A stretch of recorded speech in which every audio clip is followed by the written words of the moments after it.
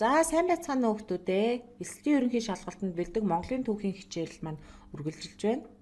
За энэ удаагийн хичээлээрээ 1911 1921 оны хувьсгалын тухай үзэх болно. За хичээлийн агуулгын хувьд 1911 оны хувьсгал.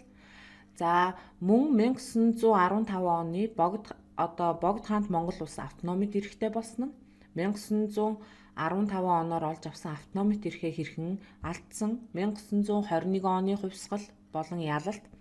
За хэмжээд хаант Монгол улс буюу 1921-с 24 оны үеийн Монгол.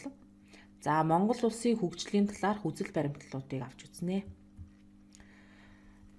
За Чин гүрнээс хэрэгжүүлж байсан манжийн төрөөс Монгол баримталж байсан үзэл баримтлал бол 1901 оноос эхлээ өөрчлөгдөж эхэлсэн.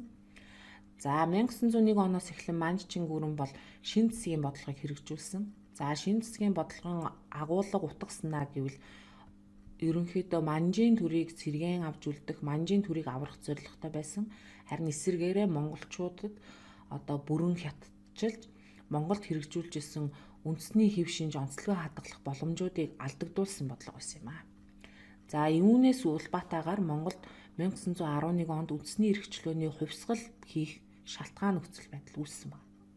За хувьсгалын үйл хэргийг бол 8 дугаар огт Жавзан нам хотогт болт хэрэгүүлэн Монголын Чингисийн ухсааны язгуурт ноёдууд энэхүү тэмцлийг манлайлан удирдсан байдаг.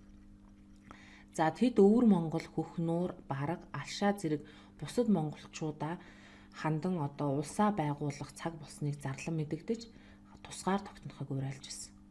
За энэ үеийн их орончид бол Монгол овогтноо бүгдийг нэгтгэж их Монгол улсаа сэргээн байгуулахыг гол зорилго болгочихсон. За хувьсгалын үйл явц маань бидний өмнө нь түүхийн хичээлүүд дээр үзсэнчлэн 1911 оны 12 сарын 29-ний Богд хаант Монгол улсаа тунхагласнаар хэрэгжиж ирсэн амжилтаа эргэцсэн байдаг. За Богд хаант Монгол улсыг бол 8 дугаар огт Жавзан нам хотогт удирдах байсан. Тэрээр шашин төрийг хослон баригч Наран гэрэлт Богд хаанаар өргөмжлөгдсөн байдаг. За Богд хаант Монгол улс нь 5 яамтай. За мөн оны цолыг олноо өргөгдсөн хэмээн тогтоож, за их хүрээний нэрийг нийслэл хүрээ болгон өөрчилж, Түр улсын бүхий л эрх мэдлийг монголчууд өөрсдөө шийдэх болсон гэж тунхагласан байдаг юм аа. За энд Монголын тусгаар тогтнолыг Богд хаант Монгол улсын хувьсгалт үйл хэргийг хэрэгжүүлсэн төлөөлөгчдийн зургийг үзэж байна. За эсэлтийн ерөнхий шалгалтын сорилттой анхаарлаа хандуулна. Дараах өгөгдлүүдийг зөв харгалзуулна гэж. Улсын нэр, оны цол, нийслэл хот, Богд хааны цол. А хувилбар нь олноо өргөгдсөн, Б нийслэл хүрээ, С наран гэрэлт түмэн наст, Д нь Монгол. За тэгэхээр улсын нэр бол Монгол, оны цол бол олноо өргөгдсөн, нийслэл хот бол нийслэл хүрээ, Богд хааны цол бол наран гэрэлт түмэн наст. За тэгээд зөв харгалзуулсан хувилбар нь Б хувилбар байна. За Монгол овогтон бүгдээр нийлж өөрсдөө улс болон тогтож шашнаа мандуулан бусдын эрх мэдэлд дарагдах зовлон зүдгүүрийг үзэхгүй болох цаг болсон хэмээн лүндэн буулгасан төрийн зүтгэлтэн хэмбэ гэж. Зөв хариулт нь С буюу Богд Жавзан нам хотогт юм. Богд хааны засгийн газраас үндэсний өв соёлоо дээдлэх зорилгоор бүтээсэн томоохон шүтээнийг хэрхэн нэрийддэг вэ? За 12 тохоо өндөр мэгжид жанраасад бурхан бүтээсэн гэж тэмдэглэсэн байдаг. Тэгэхээр зөв хувилбар нь A буюу мэгжид жанраасад бурхан. За Монголын төр нь 1912 оны 1 сард Улаастайг, 8 сард Ховдын эз гарагч чөлөөлсөн.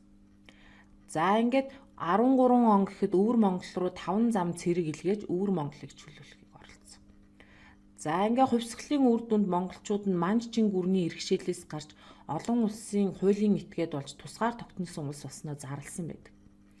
За яг энэ үедээ зэрэгцээд хятадд бол дундад манж чин гүрэн бол мөхөж дундад иргэн улс байгуулагдсан.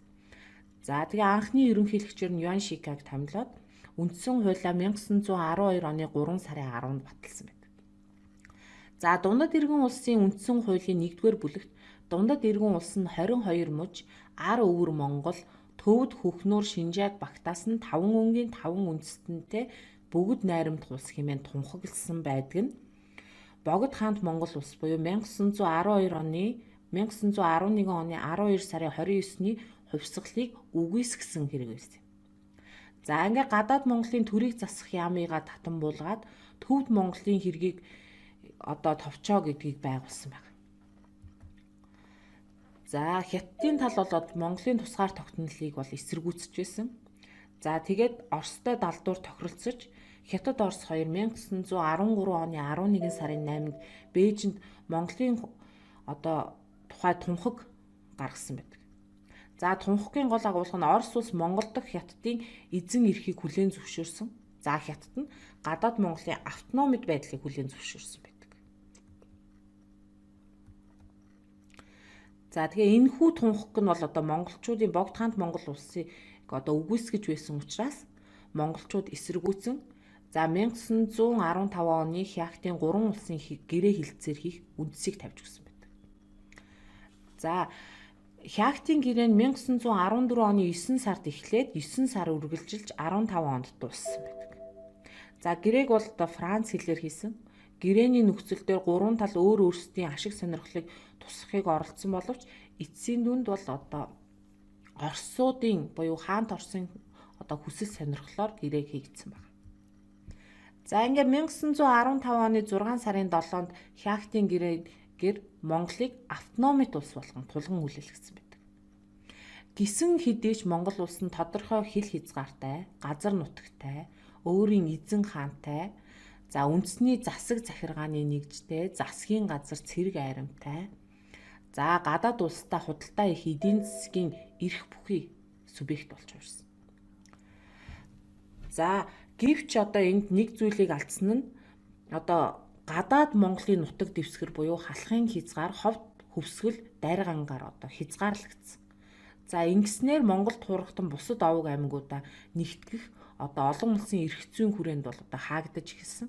За ингээ Монголын хөлийг бол одоо хөлийн гадна бусад улс хэсэг маань үлдэхэд хүрсэн байдаг нэ. За 1915 оны 3 улсын гэрээнээс хойш 1917 онд Оросд одоо хаант Орос улсыг түлхэн унгааж Октябрийн хувьсгал гарч төрийн эрхэнд одоо большевикууд гарсан байдаг. За ингээд Оросд одоо Октябрийн хувьсгалын үр дүнд одоо зөвлөлт Орос улс байгуулагдсан бөгөөд за Оросд иргэний дайн гарсан энэ нөхцөл байдлыг одоо дундад иргэн улс ашиглан Хяхтын 3 улсын гэрээг хүчингүй болгож монголчуудыг одоо өөрийн харьяа болгохыг зорж эхэлсэн. За тэгээ Монгол улсын гадаад орчин бол ээдрээтэй гадаад харилцааны хувьд нөхцөл байдал хүндэрч эхэлсэн. За тэгээд тухайн үедээ Хятадын төлөөний сайд байсан Чингийн нөхцөл байдлыг ашиглаж одоо автономитыг цуцлах, Хятадтай нэгтгэх бодлогыг одоо тууштай хэрэгжүүлж эхэлсэн байна. За тэрээр ерөнхий сайд Бадамд орчид Богд хаанд бараалхуулан автономит эрхээсээ сайн дураар татгалцахыг одоо шаардлага дамжуулсан. За Богд хаан бол шаардлагыг одоо тэр доор нь хүлээж аваагүй. За тэгээд Бадамд орж нь одоо Чин нийтэд уулзаж автономит эрхээс татгалзах нөхцлүүдийг тохирсон гэрээ бичиг үйлдэхээр тохирсон байна. За тэгээд Чин ийн гадаад Монголын хойчийг сайжруулах 64 зүйл гэрээний төсөл боловсруулад түүнийгээ Монголын эрх баригчдаар зөвшөөрүүлэхийг оролдож. За ингээд 1919 он болоход Хятадын генерал Сүү Шүжан Монголд ирснээр нөхцөл байдал уламд орцсон. За Сүү Шүжан бол Монголын автономитыг устгах талаар бүр хатуу байр суурьтай. За тэгээд тэрхүү одоо хатуу байр суурин дээрээсээ ерөнхий сайд Бадамд орж тулгын шаардлага хөрвүүлж 1919 оны 10 сарын сүүлээр автономитоос татгалзах талаар улсын дээд доод хурлаар хэлэлцүүлсэн байна. За ингээд дээд хурал бол одоо зөвшөөрөх санал давамгаалж байсан бол доод хурал бол одоо эсэргүүцсэн санал бол одоо их байсан. За тэгээд тухайн үед бол Богд хаан жалхан сутагтыг одоо Бээжин рүү явуулж Хятадын ерөнхийлөгчтэй уулзуулан одоо автономитыг устгахгүй байхыг одоо хүсэлт гаргажсэн. За гэвч 11 сарын сүүлээр Сүү Шүжан бол автономит засгийг халснаа зарлан за Богд хааныг орд өргөөнд нь хориож 5 ямыг одоо татан буулгаж Монголд одоо Хятадын цэргийн дэглэмийг тогтоосон байдаг. Ийхүү бид нар 1911 оноор олж авсан одоо үндэсний эрхчлөөний хувьсгал маань 1919 оны 11 сарын сүүл гэхэд бол одоо бүрэн эрхээ алдаж одоо хятадын нэг хэсэг болон хувирсан байдаг. За 1921 оны хувьсгалын ялалт ба ач холбогдол. За 1921 онд хувьсгал гарах нь бол одоо тохиолдлын чанартай ч юм уу эсвэл санамсаргүй үйл явдал бол огт биш юм аа. За 1918-аас 1920 оны хооронд өрнөсөн одоо Монгол дахь гадаад дотоод нөхцөл байдлуудаас үүдэлтэйгээр одоо тухайн үед 1921 онд одоо хувьсгал гарах зайлшгүй нөхцөл одоо байдал үүссэн байна. За монголчууд одоо автономид эрхээ алдаж хятадын харьяанд орсон нь бол одоо үндэсний эрхчлөө болоод үндэс эх оронч үзэлтэй хүмүүсийн хувьд бол одоо улс орноо хамгаалах, шашин төрөө дэвдлэх хүмүүсийн хувьд бол тэмцлийн өөр арга замуудыг сүйгчлэхэд хүргэсэн. За энэ арга замуудын нэг нь бол одоо энэ нууц бүлгэм байгуулах байсан. За 1918 онд консулын дэнжийн бүлгмийг бий болгосон. За тэгээд дараа нь бол хүрээний бүлгэн байгуулагдсан байдаг. За эдгээр нууц бүлгмүүд бол одоо тусгаар тогтнол эрхчлөөгөө олж авахын тулд ямар нэгэн гадны улсын одоо дэмжлэг тусламжийг авах нь бол одоо зайлшгүй шаардлага нөхцөл байсан. За тухайн үедээ Америк нэгдсэн улс Японтой холбоо тогтоохыг оролдож байсан боловч одоо зөвлөлт Орос улсаас өөр одоо яг ингээд бодтой тусламж үзүүлэхээр одоо өөр нөхцөл байдал олдоогүй байдаг. За тухайн үеийн зөвлөлт Орос улс ч гэсэн одоо Коминтерны зүгээс Монголыг одоо сонирхож нөхцөл байдлыг ажигласан байдалтай байсан. За ингээд 1920 оны 6 сарын сүүл гэхэд хүрээний болоод консулын бүлгэн бол одоо хамтран Монгол Ардын намыг байгуулсан байна. За ингээд Монгол Ардын нам байгуулагдаж зөвлөлт Орос улс руу тусламж хүсгээр тогтсон. За энэ үүргийг Эс Данзан, Хээж Хайвалсан, Дэ Бодоо, Дэ Чагдар Жав, Дэ Догсом, Дэ Лосол, Дэ Сүхбаатар нарын одоо 7 хүн одоо даалгасан. За тэдгээр хүмүүс бол одоо 8 сард Ирхүү хотод хүрэлцэн зөвлөлтийн талтаа санал хүсэлтэд уламжлан хэд хэдэн удаа уулзалт хийсэн байна. За тэгээд зөвлөлтөөс тусламж дэмжлэг авах асуудал бол одоо тийм амар хялбар байдлаар шийдэгдээгүй. За тэгээ маш их удаан хугацааны турш одоо үргэлжилж ирсэн байдаг. За тэгээд энэ тусламж хүсгээр явсан тухайн яг нөхцөл байдалтай зэрэгцээд одоо хаант Оросын одоо Азийн морин дивизийг ахалж байсан бороо өнгөрн одоо нөгөө большевикуудад шахагдан 1920 оны 10 сарын 2 гэхэд бол одоо Монгол улсын хил рүү цөмрөн орж ирсэн байна. За онон голын сав гэлбэр харуулын нутгаар Монголын хил рүү орж ирсэн.